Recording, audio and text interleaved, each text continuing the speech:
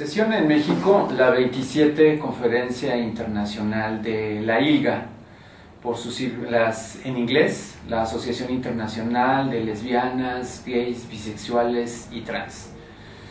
Nos visitan alrededor de 500 delegados del mundo entero, que vienen a tratar temas relacionados con los derechos de la diversidad sexual en vertientes como la seguridad pública, la educación, la problemática de la homofobia en los medios, la migración y el refugio, la inclusión laboral y por supuesto también la problemática del VIH a nivel mundial. Los delegados que nos visitan de la ILGA en México deberán saber cuál es la situación de los derechos LGBT en nuestro país. Y para ello hace falta comunicarles que solo en el Distrito Federal hemos alcanzado derechos cuasi plenos. En el resto del país, solamente en el estado de Coahuila se ha legislado en favor del matrimonio entre personas del mismo sexo. En otros estados existe la figura de la sociedad de convivencia, que es una unión civil que otorga ciertos derechos. Sin embargo, todo esto podría estar mejor, debería estar mejor, puesto que en el 2011 se reformó la Constitución Política de los Estados Mexicanos y se incluyó el principio de no discriminación hacia la diversidad sexual. Y a partir de esta reforma, los estados están obligados a armonizar sus leyes para que estos derechos se amplíen y se lleven al resto del país. Sin embargo, esta tarea no se ha hecho, no se ha cumplido.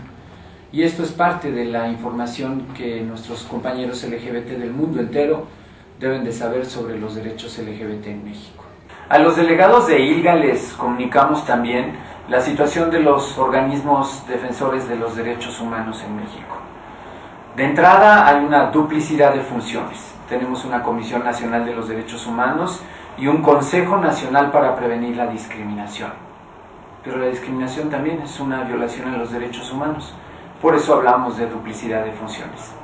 Además, en el caso de la Comisión Nacional de los Derechos Humanos, hoy en día su titular ha sido señalado como partícipe en la legitimación de las violaciones a los derechos humanos que vive el México actual. Esta situación que nos ha llevado a una seria situación de crisis de derechos humanos señalada por organismos internacionales como Amnistía Internacional. Y en el caso del CONAPRED, la omisión para atender la problemática de la homofobia en México los llevó a ser objeto de una queja presentada ante la CNDH que hoy se está resolviendo. Una queja que hoy ha obligado al gobierno federal a abrir un proceso de conciliación para resolver la omisión de más de 3 años del gobierno federal.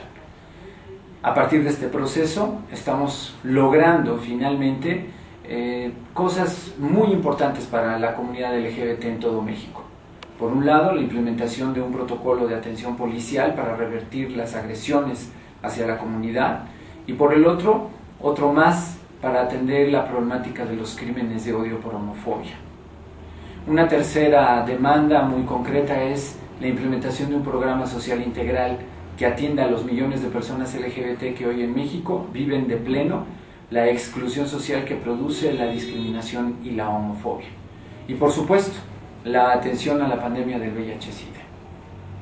Además, nuestros compañeros LGBT del mundo que nos visitan deberán saber que hoy Morena existe como un partido político a partir del cual se ha creado por primera vez una Secretaría Nacional de la Diversidad Sexual, que ha iniciado a cumplir una agenda en favor de los derechos de la diversidad sexual en todo el país.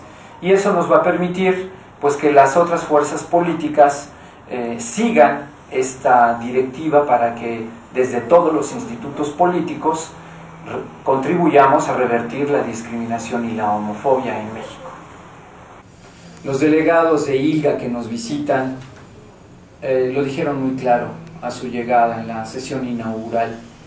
Se han unido al grito que el mundo ha lanzado ante la situación que vive en México, esta situación de crisis de derechos humanos que se ha evidenciado no solo por el caso de Tlatlaya, esta ejecución por parte de militares hacia civiles en el Estado de México de meses pasados, sino por el reciente asesinato de 6 jóvenes en Ayotzinapa, Guerrero, y por supuesto la desaparición de 43 jóvenes, por los que seguimos pidiendo que aparezcan vivos y que el gobierno los presente a la brevedad.